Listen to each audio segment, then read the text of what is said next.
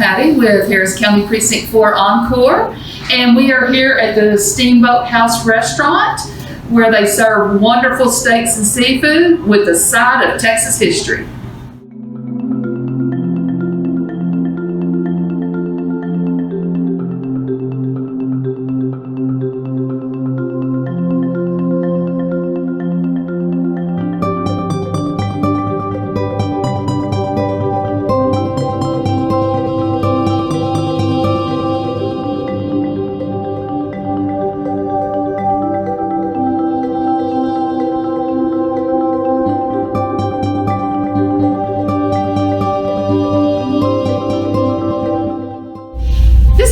Fogarty. He is the owner of the Steamboat House Restaurant, and he is letting us join him today to learn a little bit about Texas history.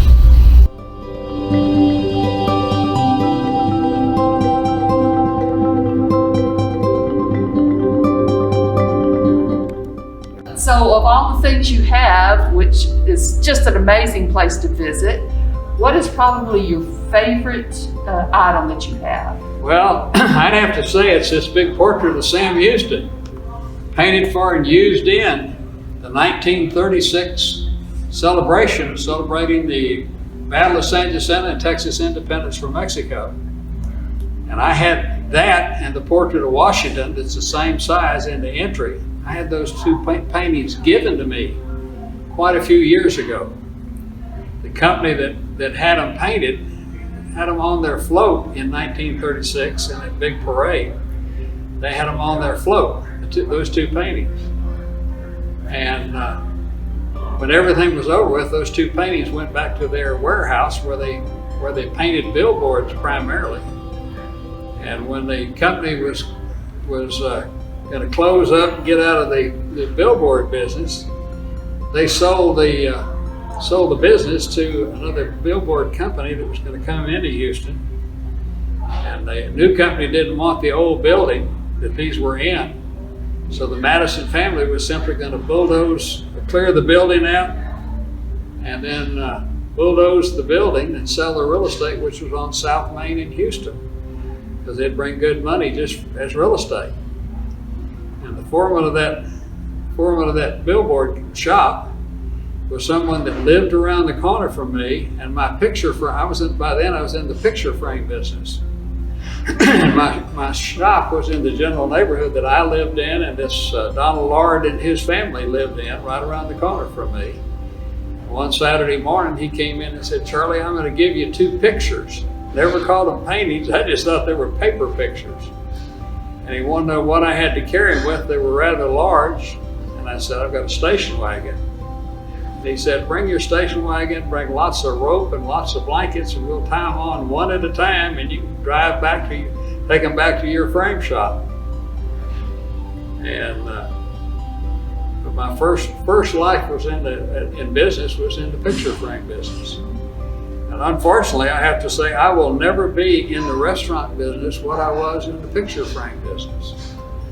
I was in 1930s or 1936. Anyway, I was named one of the 10 people in the world that had done the most for the picture frame industry. I opened a total of 40 some odd stores. I was the first successful operator of a picture and frame store in a mall shopping center. That was the first mall store I opened was in Greenspoint Mall. Second store I opened was in South Plains Mall in Lubbock. And I opened a total of 26 mall stores in the various mall shopping centers around the state, and had a couple of them over in Louisiana. Did you open the reason how I got in the restaurant business is my youngest son went to Stephen F. Austin University in Nacogdoches. And while he was there, he would work for me in the summer times, kind of overseeing some of my stores in mall shopping centers around Houston. And did a good job of managing them when I wasn't there, my managers were on vacation. And he eventually told me he's not going back to college, he's going to learn the restaurant industry. And he got a job with Spoons as a bartender. I said, man, you're going to fit right in. And he went from being a bartender to a head bartender, and then they made him a manager trainee and made him a floating manager. He ran each one of those 5 spoons at various times. He'd moved from restaurant to restaurant. And then old Dad found a fairly famous restaurant for sale. The little lady that had it was 78 years old and running out of gas. Her name was Ella Goodson. Had Goodson's Cafe out north of Tomball. And I found it for sale. I took a picture frame molding salesman there who loved chicken fried steak. That's what Goodson's famous for, is chicken fried steak. And I took that sales rep that I bought a lot of frame material from, took him to Goodson's. And when Eric and I pulled up out front in her little, when the place used to be out on Huffsmith Road, there was a for sale sign in the front flower bed. And 8 days later, I made a deal with Ella Goodson. Ella and her sister and my son and I sat down and I made a little offer on the place. And I bought Goodson's Cafe from Ella Goodson. And my son and I were partners for 18 and a half years at Goodson's Cafe. And then I needed to find a place to put Sam and George. None of the little museums in Texas were interested in putting them in their museums, and I think that's a great portrait of Sam Houston. Yes. And so since no one would let me put them in any of the little museums of any kind, I decided to build a restaurant all about him, and call it the Steamboat House, after Sam's final home that he had in Huntsville, Texas. That's what it still looks like today, and it's known as the Steamboat House because of its strange architecture. We opened September the 19th of 2005. You are a historian, so you joined your interest of history and the restaurant business. My growing up was in Houston, Texas, and even today the state says if you've got a school, you're going to teach Texas history to the kids in that school in the 4th grade and the 7th grade. And I had a great 7th grade Texas history teacher. 4th grade, I don't remember who my 4th grade teacher was, but when in the 7th grade at Pershing Junior High, they had a teacher there that was really a good Texas history teacher. And I just became more and more in love with Texas history. And when I've got this portrait, I started studying more about old Sam Houston. And I think I'm a pretty good authority on Sam Houston.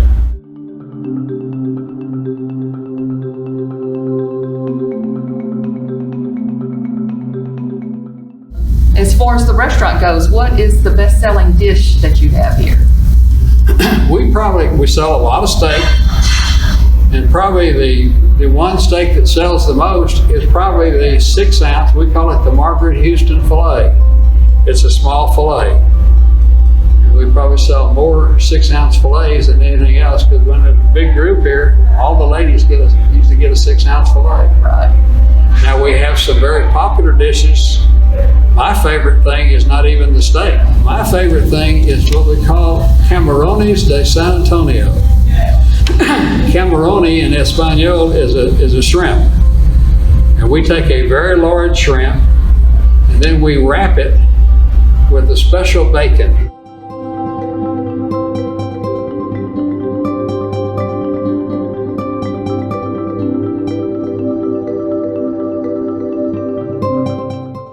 Houston had fought when he was a lieutenant in the U.S. Army. He fought under Andrew Jackson, especially in a thing called the Battle of Horseshoe Bend, which was where the British were smart enough to get all sorts of weapons to the Indians, the Creek Indians, and the Indians were doing most of the shooting, and a bunch of the U.S. soldiers in that area. Well, Sam Houston had a group of volunteers with him, and he by then was a lieutenant. And he had his guys in that battle.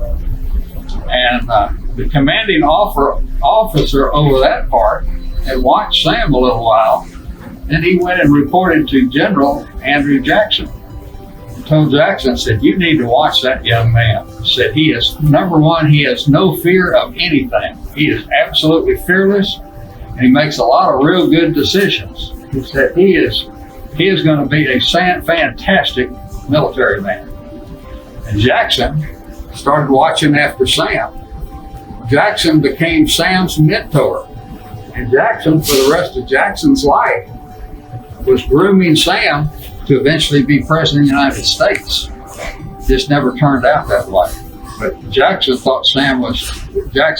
thought Sam was a very special young man. After he had been a congressman for a few years, then Jackson's hand-picked guy, who had been the governor for several years,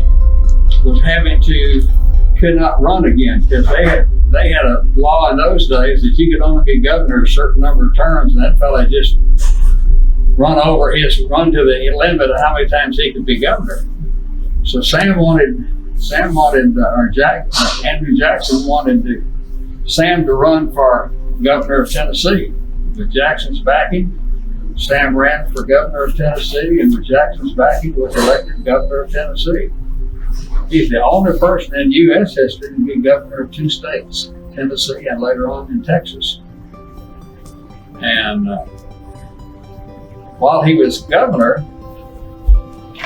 Jackson gave him some advice that turned out not to be good for Sam. I think he encouraged him to find himself a young lady to marry and kind of settle down, and looked like he was a little more settled down, just instead of looking around. And Sam ran into some guy out there, Eliza Allen, in Tennessee. And eventually Sam and Eliza Allen were married. And kind of a day or two after they got married, Eliza Allen went back home to dad. And it didn't hold up very long. I don't think he ever was legally divorced from her, but they just separated. And then he eventually went back to live. As a kid, he ran away from home and lived with the Cherokee Indians in Tennessee. And he learned how to speak Cherokee. He was very well respected by the chief of the Cherokees, Chief Ulatika, better known to all the Anglos as John Jolly. But he lived with the Indians for a few years in Tennessee, had run away from home. His older brothers used to tease him about being a bookworm. He ran away from home, ended up with the Cherokee Indians, learned how to speak Cherokee. And the chief thought so much of him, the chief had a special ceremony and adopted Sam as his adopted son. He was technically the adopted son of Chief Ulatika, or John Jolly, chief of the Cherokees. And at that time when he was adopted, then he had I think they gave him the choice of picking out a name. And the name he picked out was in English translated to Raven. And I don't think the Indians gave him that name. I think they gave him the opportunity to pick out the name he wants. Houston coat of arms. The Houston family coat of arms. There's several different versions of it, and every one of them has at least 2 or 3 ravens on the coat of arms. And I think Sam had seen that. I think his father had a copy of that, their family coat of arms, and that's why he wanted to be the Raven, because it's still held up in their family history. The Houston family coat of arms. The Houston is a Scottish name. But Sam's family moved from Scotland to Ireland, and they were in Ireland for a few years when his great-grandfather sailed to America. The original name was wherever it shows on a big map of Scotland. It is in an area known as Hughestown. Originally named after this fellow who had a big castle there and owned a whole lot of land. His name was not Houston, his name was Hugh, H-U-G-H. The town that grew up around Hugh's Castle, H-U-G-H, possibly Hugh's Castle, became known as Hughestown. and that's where the name changed from Hugh to Hughes Salmon. And that's where his family lived before they headed to Ireland and then later on headed to America. And Jackson eventually made him got him to be elected as a congressman from Tennessee. And then he later on was elected the governor of Tennessee. And when Eliza Allen went back home to Daddy, it was all over with. They never got a divorce, but they were not married for a short period of time. And neither one of them ever talked about the other one or told why they didn't make it together. Her family was a very prominent family in Tennessee, and she kind of married him because she thought it would help the prominence of her family, which it didn't help, especially after they didn't make it very long. Yeah. So it's about Houston, the greatest comeback in American history. Sam went from being very well thought of to, one period of time, not very well thought of at all. Here's a little something on here telling about Sam and Eliza. I think Sam actually stated this. Eliza was a good and beautiful woman. I loved her devotedly. I thought she loved me, but the first time but from the first, she was cold to me. Then he and Margaret had a child by the name Sam Houston II, and then Sam Houston III. This is Sam III, and this guy and his wife had a son named him Sam IV. That's the one that passed away back in 2017, I think it was. He was a really nice guy, lived out in the Katy area, Sam Houston IV. But Temple Houston, who was Sam and Margaret's youngest son, was the first child ever born in the governor's mansion years ago. He became a great speaker. His father, Sam Houston, when Sam spoke, people listened, because number one, he had a big voice and he could hear it a long way off, but he was apparently a fabulous speaker. And years later, when we finally got the big Capitol building built, they looked around to see, somebody had to pick out who they were going to get to do their speech, grand opening speech at the Capitol building.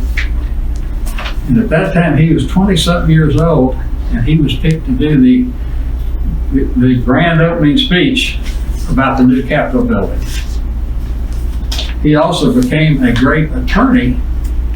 He was a Texas state representative and a state senator from up in the Panhandle, but he eventually kind of moved across the border and did a lot of his law work in Oklahoma. When he joined the U.S. Army in 1813, Elizabeth Houston, Sam's mother, understood her son's decision. She called Sam to her side and she handed him a musket, probably his father's musket when he was in the U.S. Army. She said, "Never disgrace it, for remember, I had rather all of my sons should fill one honorable grave than to have one of them turn his back to save his life." She told him, "Always remember, when while the door to my cottage is open to brave men, it is eternally shut against cowards." Elizabeth Houston then placed a small gold band, a small gold ring, on his finger. There is a replica. And if you've got real good eyes, you're supposed to look in there, and there's one word engraved inside of that ring.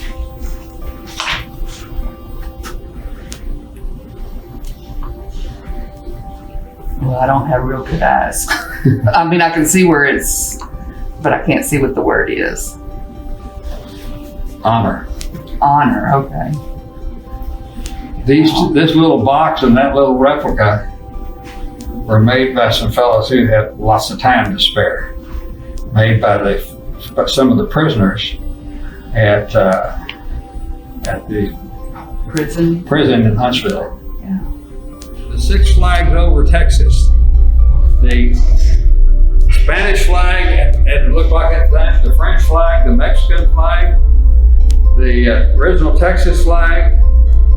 Believe it or not, the one in the center is the true Confederate flag. The true Confederate flag is not the stars and bars.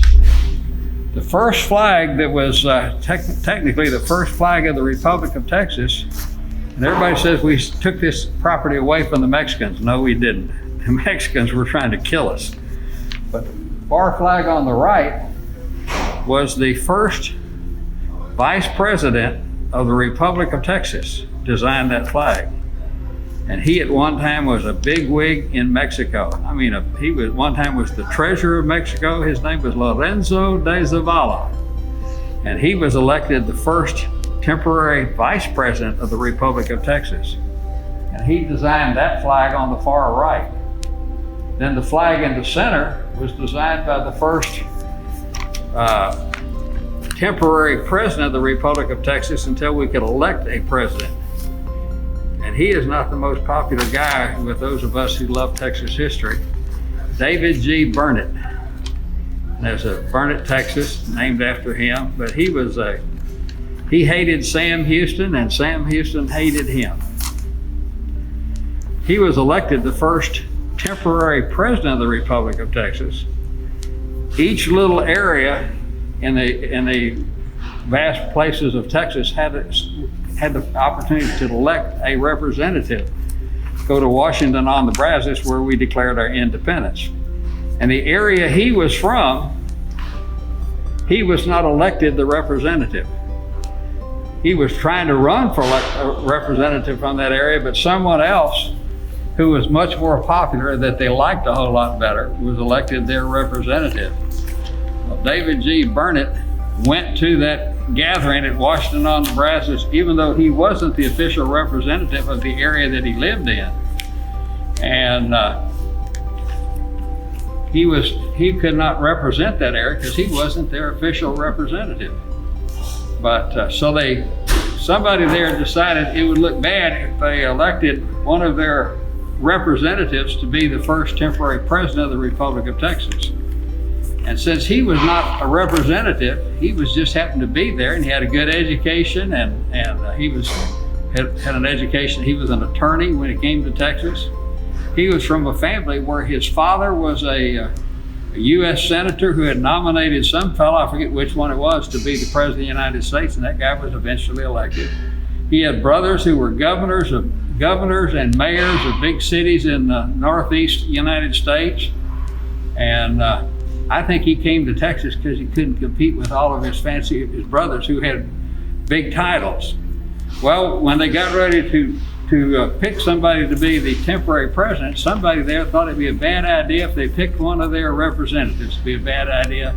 And since he wasn't technically he wasn't a representative, they picked him because he wasn't a representative and made him the temporary president.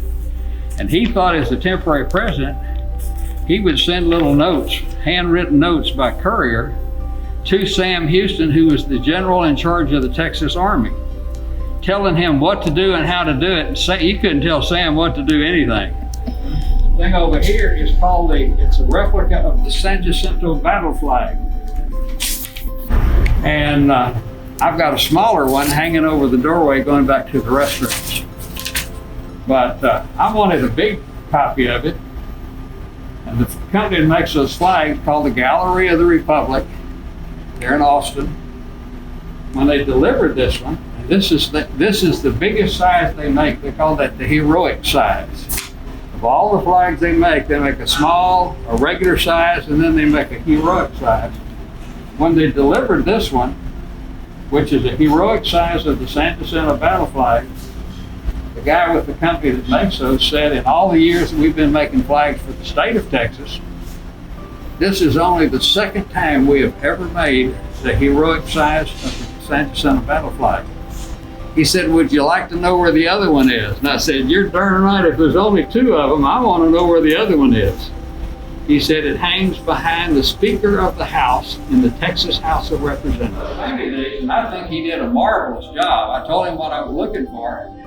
He did a little studying on Texas history to do a good job of painting the paintings.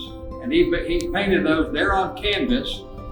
And then I have a friend that I say is the world's greatest wallpaper hanger, and I had Rick, I asked him if he'd ever put a mural, a canvas mural up on a wall. And he said, oh yeah, he said, I've done some big ones. I said, Rick, what do you call a big one? He said, I've had some done that are 4 feet by 6 feet. I said, Rick, these are a little bigger than that. These are 6 feet by 16 feet. He said, well, I'll bring my brother-in-law. I taught him along. He said, I taught him how to put canvas up and wallpaper up when he was 15 years old, and he'd be my helper. These guys came up and they glued these two. These are on canvas, and they simply glued the canvas up to the wall using some kind of wallpaper paste. And believe it or not, they put those two up, and there's not a wrinkle or a ripple anywhere in either one of them. They put those two up in less than 2 hours. Glued it, put the glue on the wall, and then they very carefully rolled it out. Would roll it out with some brushes and make sure there were no ripples or wrinkles in it. But they did a marvelous job of putting them up there.